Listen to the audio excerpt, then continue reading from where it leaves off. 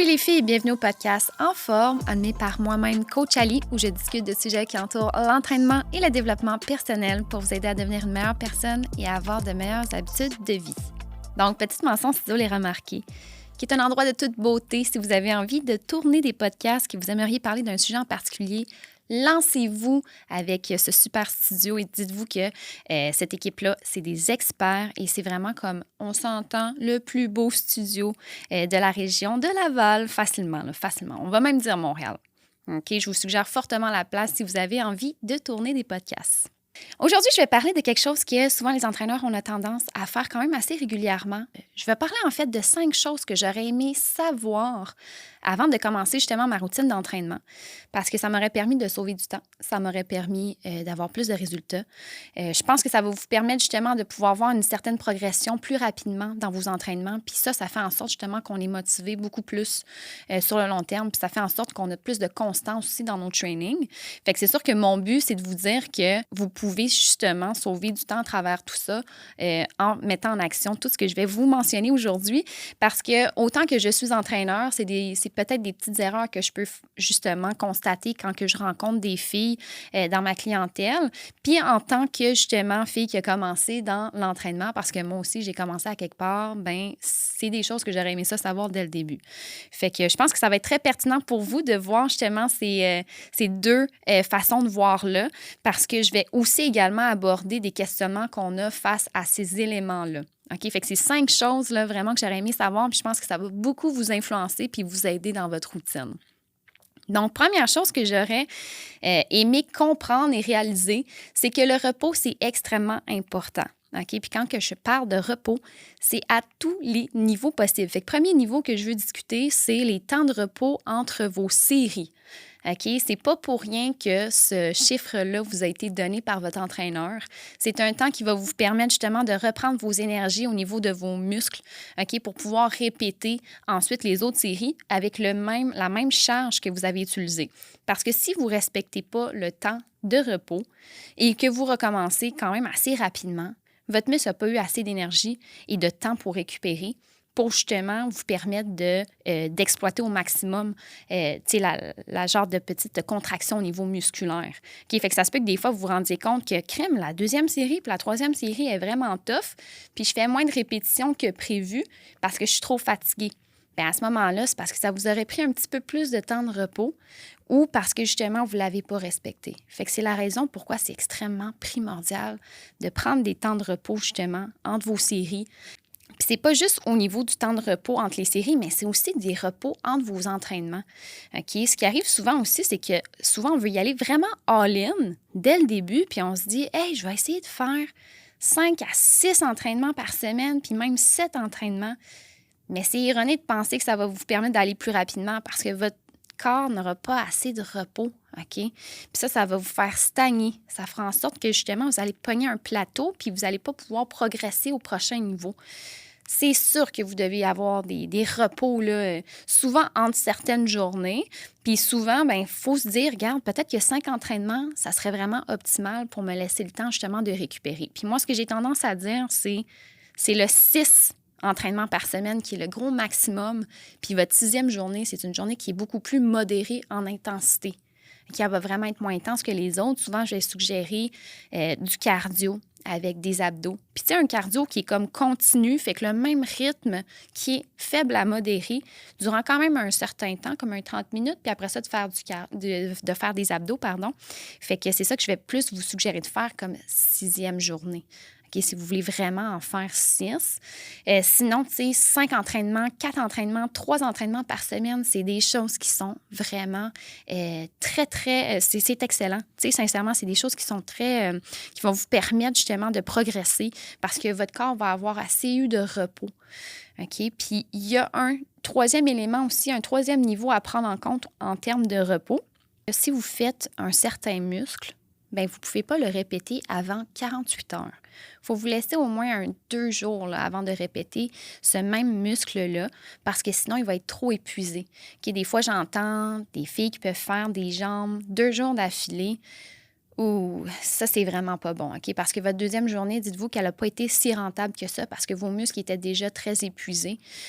Probablement que vous auriez pu lever beaucoup plus lourd si vous aviez laissé justement une journée de repos entre ces deux journées-là. Donc, dites-vous que faut vraiment prendre du temps pour se reposer avant de répéter un autre muscle. Fait que je suggère toujours une journée de congé là, entre justement le même muscle à répéter. OK? Donc, c'est vraiment primordial de respecter ça. Puis, on pense, on prend ça des fois un petit peu à la légère, surtout quand on commence, on se dit, bien là, je veux être active, je veux vraiment bouger, je veux faire en sorte d'avoir beaucoup de résultats. C'est erroné de penser comme ça. Puis là, des questions qui me reviennent régulièrement, c'est, entre autres, est-ce que c'est correct que je fasse juste 3 jours d'entraînement? Tu sais, le juste 3 jours par semaine, tu sais, dire juste, déjà 3 jours, c'est vraiment bon. OK? Si vous n'aviez pas tendance à vous entraîner, c'est super bon de se dire que là, on passe à 3 jours. Tu sais, faut pas qu'on prenne à la légère le fait qu'on va s'entraîner 3 jours. Tu sais, c'est vraiment très, très bon, c'est excellent. Puis peut-être que par la suite, vous allez progresser tranquillement vers le 4. Puis à un moment donné, peut-être que vous allez être à 5. Tu sais, je pense que tout le monde commence à quelque part. Puis c'est très bon de commencer avec 3 journées d'entraînement. Puis je vous suggère que quand vous êtes un petit peu plus dans le niveau débutant, bien à ce moment-là, vous pouvez comme toujours prendre aussi des temps de repos, des journées de repos en fait entre vos entraînements pour vous permettre de vraiment bien récupérer puis de pouvoir répéter ces journées-là. Fait que moi, c'est quelque chose que je vais vraiment suggérer. Le genre de question aussi qui me revient souvent, c'est quand je commence, est-ce que je devrais garder une journée de repos entre mes entraînements? Bon, bien la réponse, c'est oui. Puis une autre question qui me revient aussi, c'est quand je fais des HIIT workouts, est-ce que c'est normal justement que les temps de repos soient beaucoup plus courts? Ça, c'est une très bonne question d'ailleurs. Oui, c'est normal que les temps de repos soient plus courts quand vous faites des HIIT workouts parce que souvent, ça va être avec des poids un petit peu moins lourds pour vous permettre de faire beaucoup de répétitions puis d'être en mouvement durant un long temps puis d'avoir un temps de repos un petit peu plus court. C'est sûr que c'est quelque chose qui va justement optimiser, veut pas la perte de gras. C'est pas quelque chose qui va aller plus vers le gain de masse musculaire, OK? Parce que si vous êtes dans un objectif de gain de masse musculaire, à ce moment-là, vous allez avoir des temps de repos qui vont être plus longs. Si vous êtes plus vers une perte de gras puis que vous vous entraînez en endurance musculaire, fait que vous faites quand même du 3 séries avec beaucoup de répétitions, là, des 10 répétitions et plus, bien à ce moment-là, les temps de repos vont plus être autour d'1 minute. OK? Fait que ça, c'est normal justement que quand vous faites du style de HIIT workout, ça soit des 1 minute, des fois c'est même des 30 secondes, des 20 secondes même de repos. Bien, c'est vraiment pour optimiser le brûlage de graisse, là, ça c'est certain. OK? Fait que oui, c'est normal d'avoir des temps de repos qui sont plus courts, mais ces temps de repos-là, respectez-les. OK? On s'entend, là, on n'enchaîne pas des fois plein d'exercices sans aucun temps de repos aussi.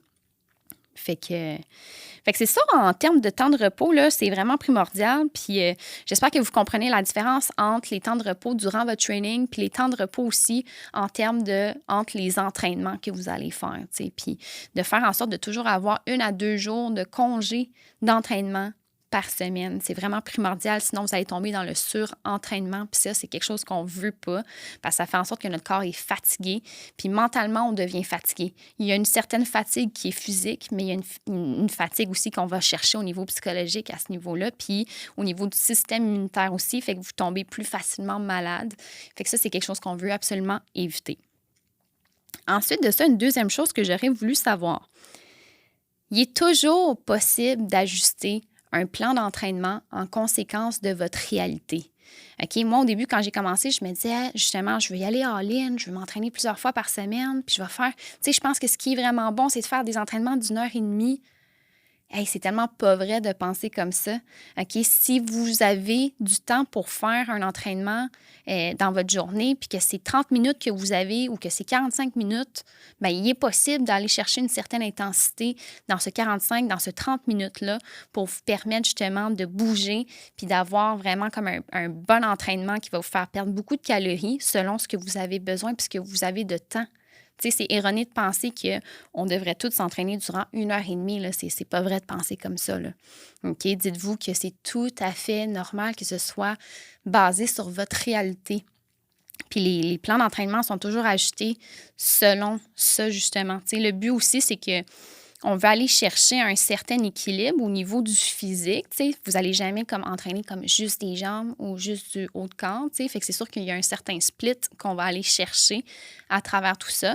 Puis le temps de séance va vraiment être fait en conséquence de vous, de ce que vous avez de temps de disponible. OK? Fait que c'est très basé sur votre réalité. Ça, c'est important que vous le preniez en considération.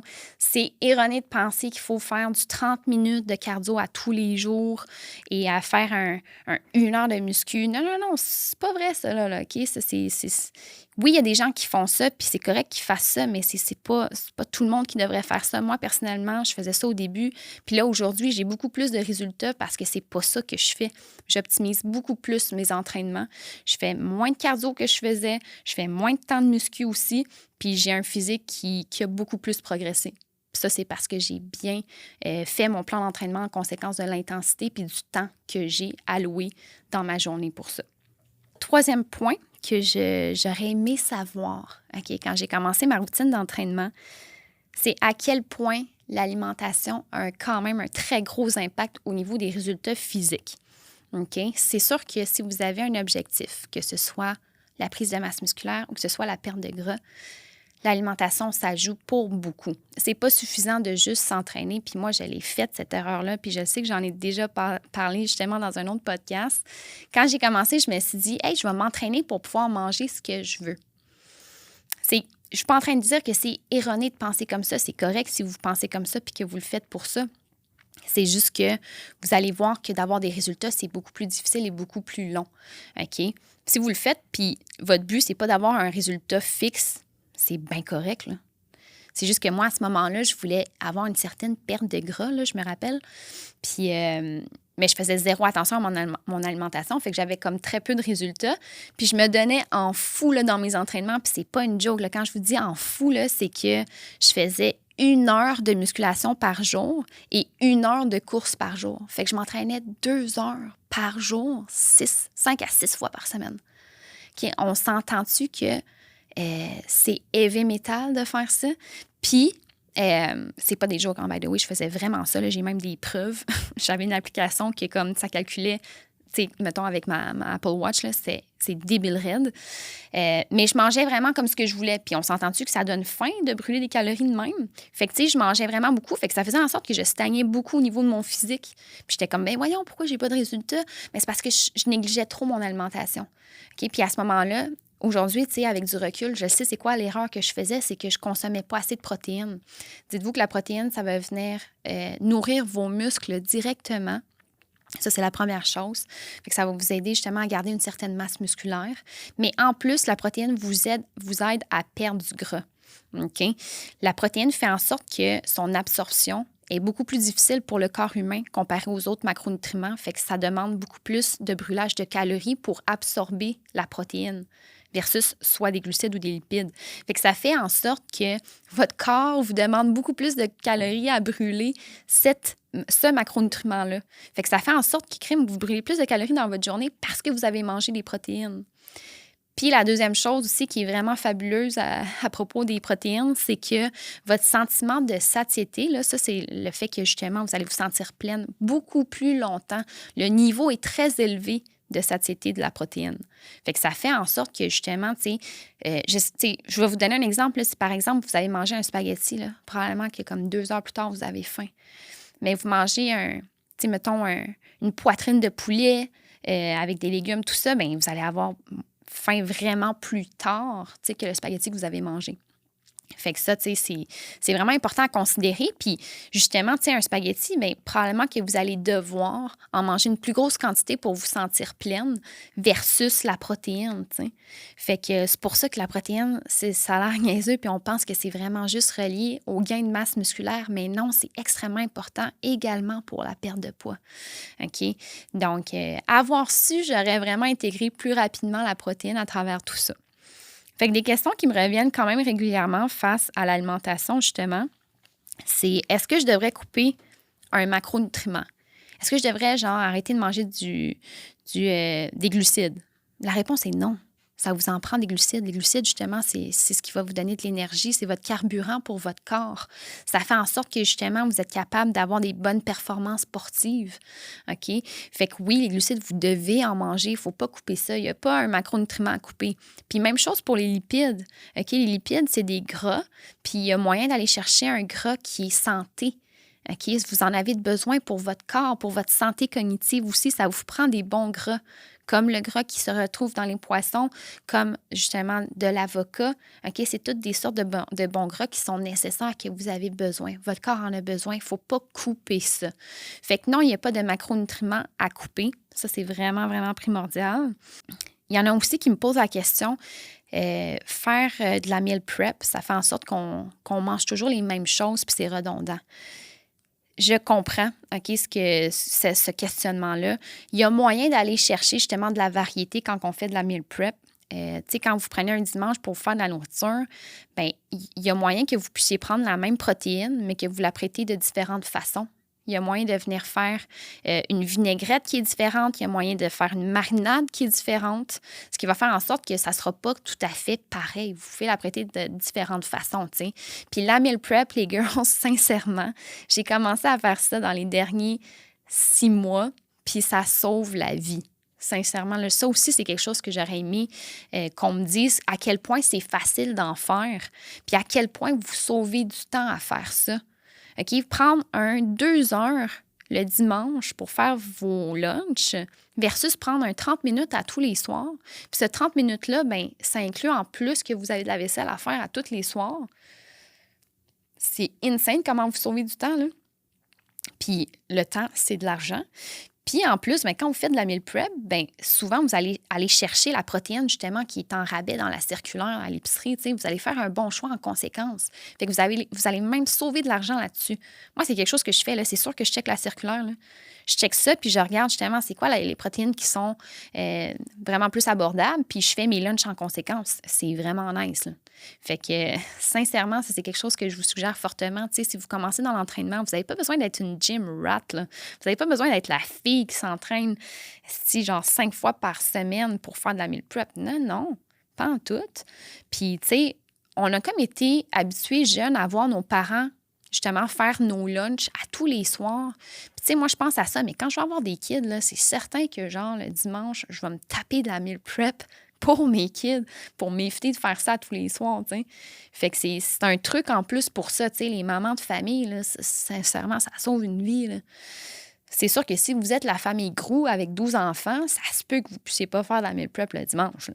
OK? Mais ça serait vraiment comme la seule raison, mettons, acceptable que vous ne fassiez pas ça. Une autre question qui me revient souvent, c'est est-ce que je peux manger du sucre? Bien, c'est sûr, là. Vous pouvez manger du sucre. Puis, tu sais, quand on parle d'une bonne alimentation, tu sais, c'est toujours avec un certain équilibre. C'est 80-20. 80-20, là, c'est 80 du temps, vous essayez de faire attention, vous vous appliquez dans votre alimentation. Oui, ça prend de la rigueur. Tu sais, c'est pas quelque chose qui est facile de même. Moi, encore aujourd'hui, je combats des démons, là, tu sais. On s'entend, puis c'est comme le travail d'une vie, là. Mais, justement, on s'autorise de temps en temps de pouvoir manger du sucre. Puis si vous, à tous les jours, vous avez besoin de votre petit yogourt là, avec un petit peu de chocolat noir dedans, bien, faites-le donc. Trouvez-vous une alternative, justement, que vous savez qui est quand même relativement moins pire que de manger des bonbons, là. Tu sais, des fois, on peut trouver quelque chose qui est sucré, qui nous fait du bien, puis qui nous soulage. Si vous aimez justement le chocolat noir, pardon, bien, c'est sûr que c'est quelque chose que vous pouvez justement utiliser dans vos yogourts, dans vos gruaux. Puis, tu sais, aujourd'hui, il y a tellement d'alternatives avec ce que j'appelle des faux sucres. C'est pas tout le monde qui va aimer justement le goût du faux sucre. Mais si c'est quelque chose qui passe bien pour vous, bien, ça peut être une super bonne alternative aussi, tu sais. Jamais je vais dire à quelqu'un que « Hey, mais non, tu peux pas manger du dessert à tous les jours. » Si tu en as besoin, puis c'est ça qui te fait sentir bien, puis c'est ça qui fait en sorte que, justement, tu t'appliques beaucoup plus dans ton alimentation en général, bien, let's go, là, c'est vraiment bon. Puis j'ai toujours parlé de baby step. Bien, c'est la même chose dans l'alimentation. C'est pas on arrive du jour au lendemain puis on coupe des affaires. Non. Calmos, là. On y va vraiment progressivement. Fait que oui, moi, personnellement, je serais vraiment hypocrite de vous dire que je mange pas de sucre, là. Ça m'arrive, justement, j'en ai besoin. Tu sais, je vous dirais, c'est très... Tu sais, je suis pas vraiment très... à tous les jours, j'ai mon dessert, vraiment, vraiment pas. Là, je suis pas une fille de dessert. Mais comme aux 3-4 jours, ça peut m'arriver, justement, de faire comme, hey, il me semble que j'aurais le goût de mettre un petit peu de chocolat noir dans mon yogourt. Ben, let's go. D'ailleurs, ça, c'est quelque chose que j'aurais aimé savoir aussi au début, toujours en lien avec l'alimentation. C'est que la protéine, on peut trouver ça dans du yogourt grec. Tu sais, on peut trouver ça dans des légumineuses. C'est comme autre chose que juste vraiment comme la fameuse protéine de genre de la viande rouge, tu sais, du poisson, puis des volailles, tu sais. Comme on peut aller au-delà de ça. Puis dans du yogourt grec, il y en a. Puis dans certains fromages, justement, le fromage allégro, il y en a. Tu sais, c'est toutes des alternatives où vous pouvez trouver des protéines. Puis ça, justement, informez-vous. C'est des choses qui sont le fun de constater qu'on peut aller en chercher aussi dans autre chose que juste comme de la protéine dure et pure et dure, tu sais. Fait que ça aussi, là, c'est un bon petit tip.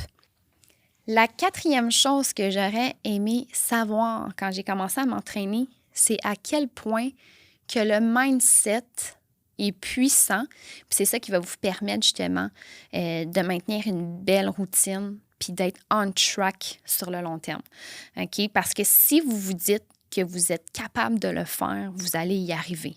Si vous vous dites que c'est difficile, que vous avez un mauvais mindset, vous avez tout le temps des idées négatives, des pensées négatives, vous n'y arriviez pas. C'est sûr que vous n'allez pas y arriver parce que qui a déjà réussi à devenir successful en se disant qu'il ne réussira jamais? Il n'y a personne. Là. On s'entend. OK? Fait que vous devez partir avec un bon mindset. Il faut justement que vous soyez très indulgente aussi avec vous. Ça fait partie d'avoir un bon mindset, de se dire comme, OK, c'est normal, je commence, je vais y aller progressivement.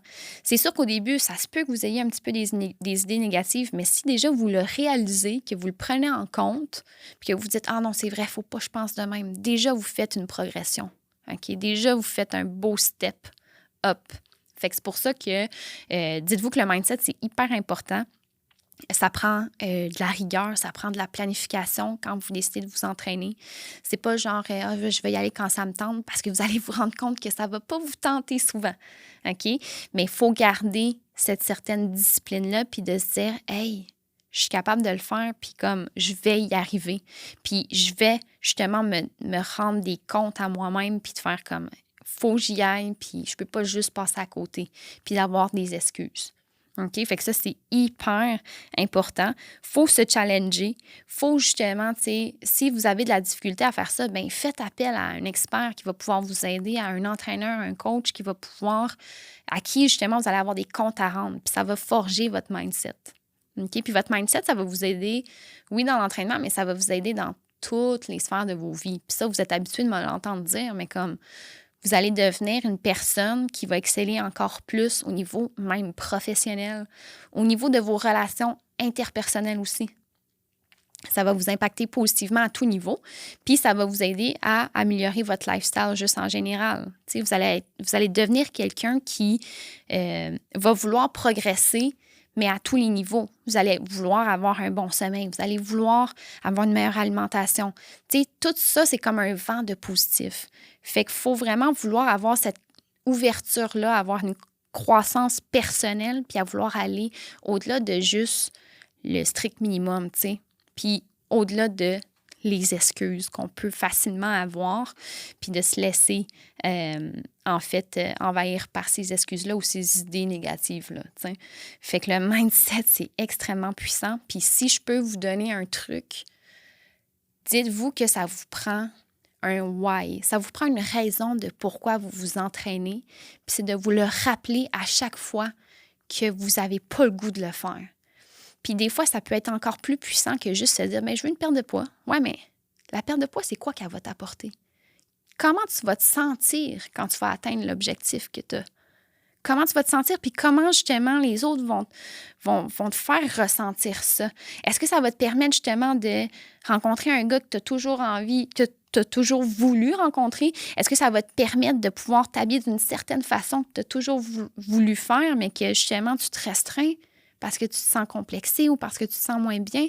Fait que ça, c'est des raisons qui sont beaucoup plus puissantes que juste se dire, ben je veux maigrir. Ouais, mais pourquoi?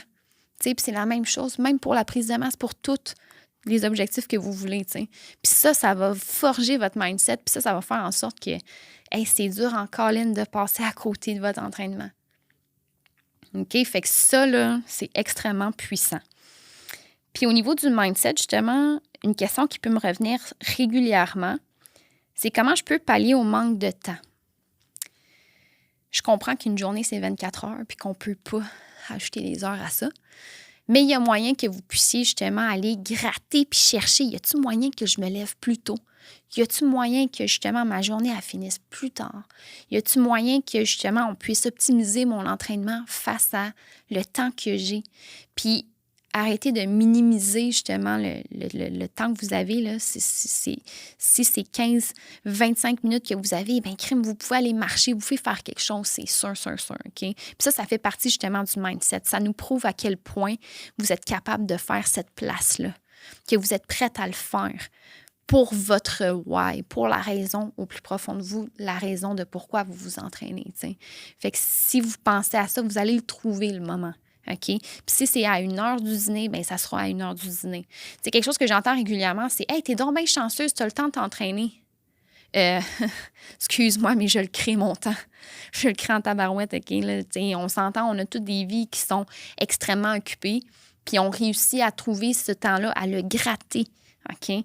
Fait que, écoutez, là, s'il y a des grands hommes à succès et des grandes femmes à succès qui sont capables de trouver du temps pour s'entraîner, vous l'êtes aussi, là. OK?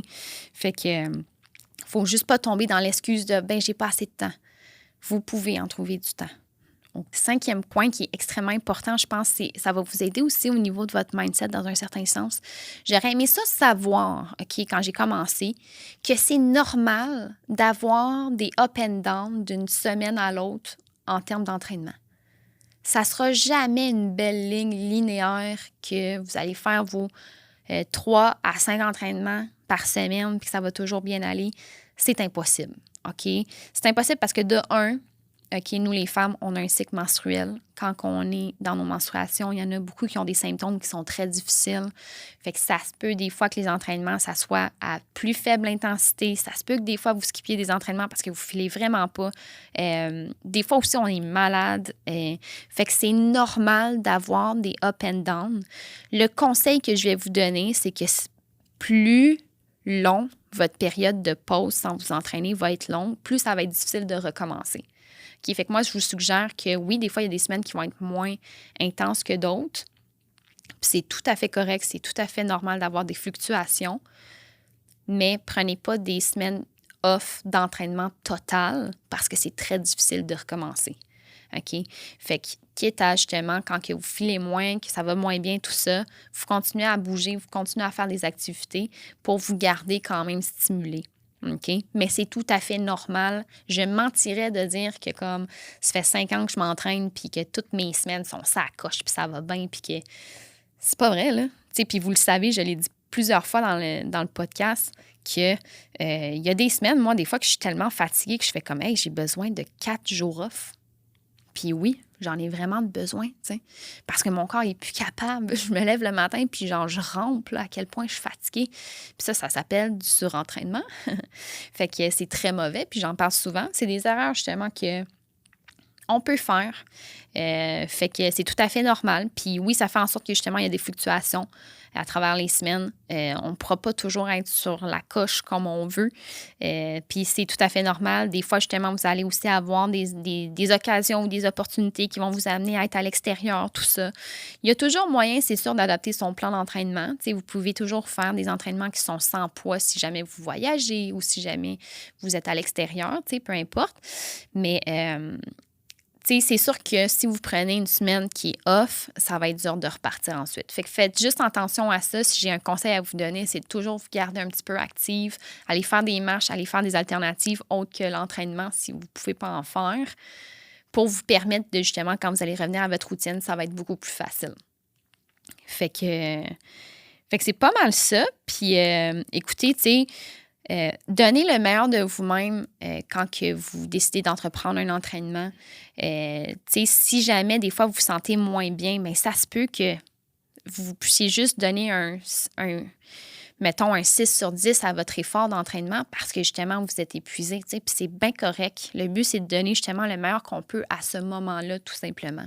Tu sais, puis des fois, là, il faut prendre le moment pour se donner une petite claque dans le dos puis faire comme « Hey, je suis contente de l'avoir faite, puis je suis contente d'être venue malgré que ça ne me tentait pas. » Puis s'il y a bien une affaire, justement, que jamais vous allez vous sentir mal d'avoir faite, que vous allez avoir des regrets, c'est de vous entraîner. Je pense que j'ai jamais entendu quelqu'un dire « Hey, je regrette d'être allé m'entraîner. » C'est très, très rare, là. Normalement, on ressort de là, puis on a un sentiment de bien-être, on a la sérotonine, on a un sentiment de bonheur, justement, qui est associé à tout ça. Puis des fois, justement, ça va nous permettre de, moins ressentir des douleurs parce que, tu sais, ça a un effet analgésique, veux pas l'entraînement, avec la sécrétion d'endorphines, puis de sérotonine. Puis en plus, ça vous met dans un mood où vous vous sentez bien puis vous vous sentez plus relaxé par la suite. Fait que ça n'a que du positif d'aller faire de l'entraînement, même quand vous vous sentez un petit peu moins top shape. T'sais.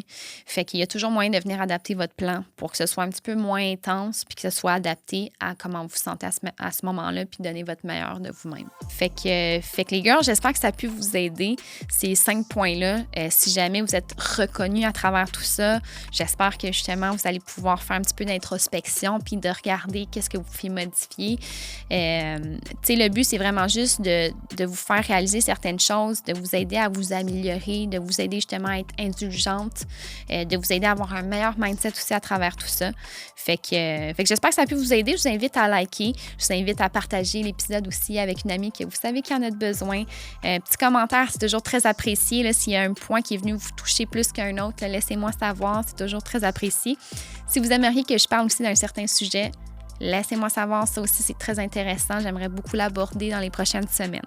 Fait que sinon, on se dit à un prochain épisode.